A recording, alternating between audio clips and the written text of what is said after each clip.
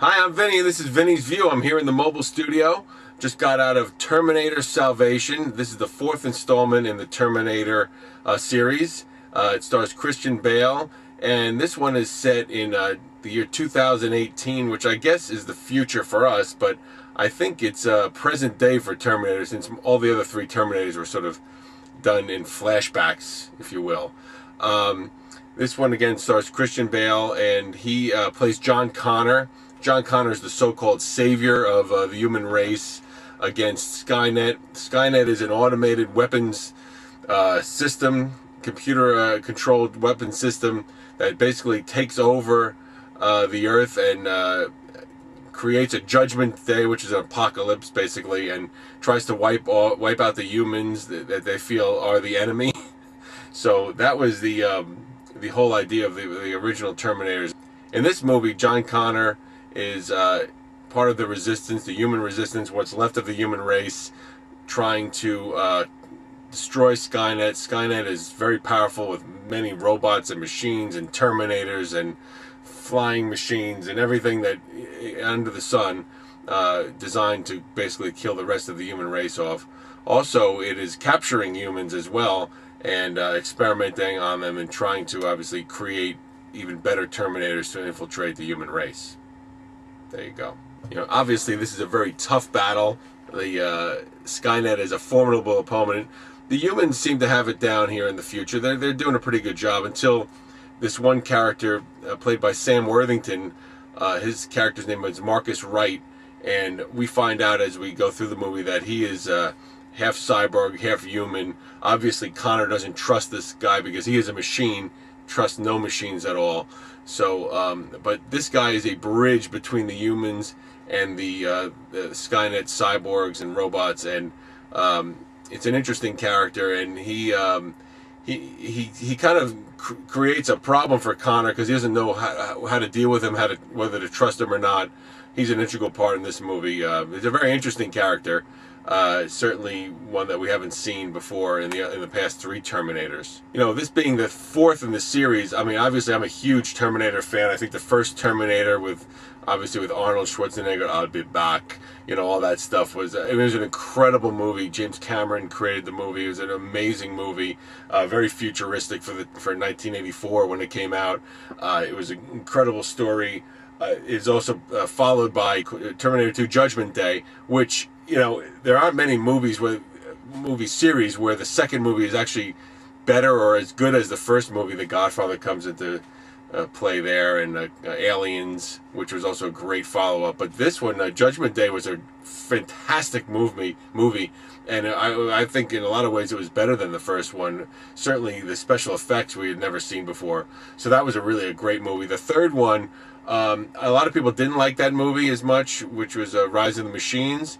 I liked it. You know, again, all three of these movies had Arnold Schwarzenegger integral to the plot, and playing different types of cyborgs. But you know, I think in those three movies, he was you know, his presence in the movies is so incredible. This movie doesn't really have Arnold in it.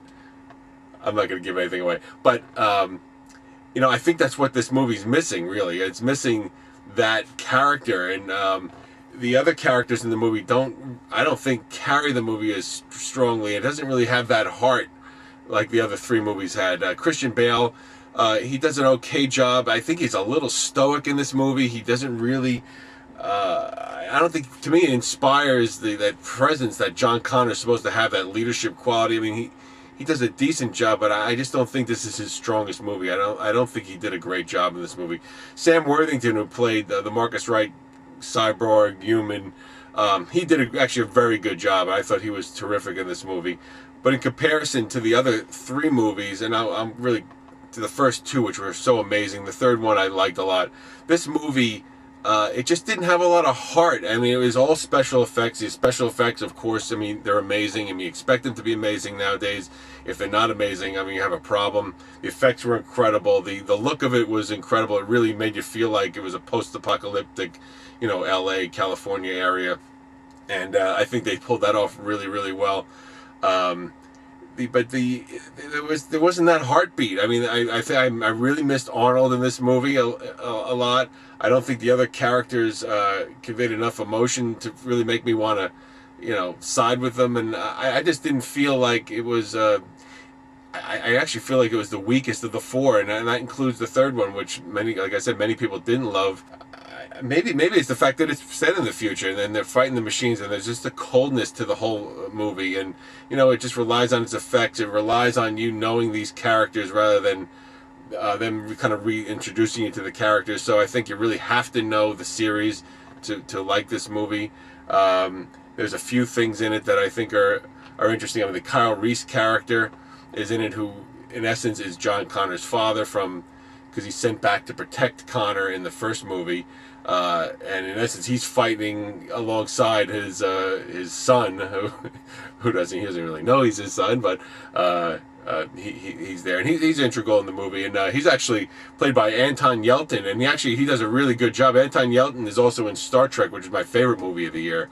That came out a couple of weeks ago, but Anton Yelchin plays Kyle Reese. He does a pretty good job. Actually does a very good job. But again, I think you really need to know the past three movies. I think that's the only people are really going to this movie anyway. But even still, as a diehard fan of this series, I didn't come away with a great feeling from this movie.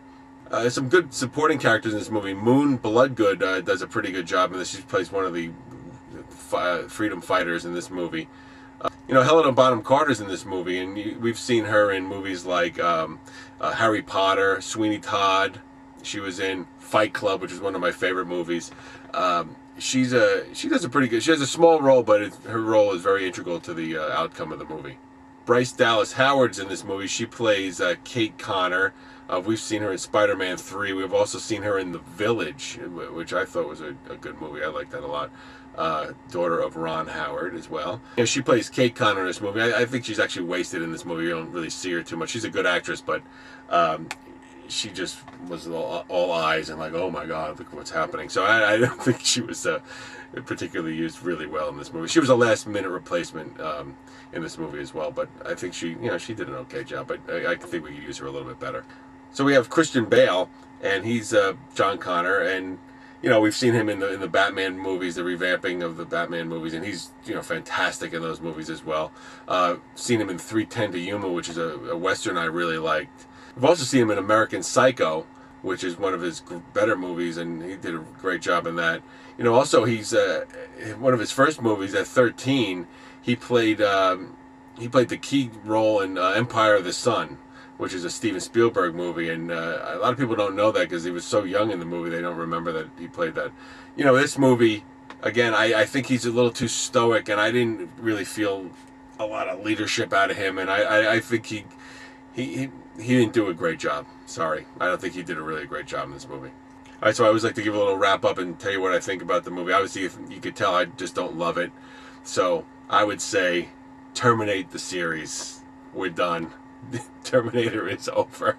Unless they can come up with a really great story, terminate it. Done. Okay? So I would say skip this for sure. Alright? So I'm Vinny, and that was Vinny's View. Keep checking back with me. I'll have more reviews as the summer rolls along. Thanks.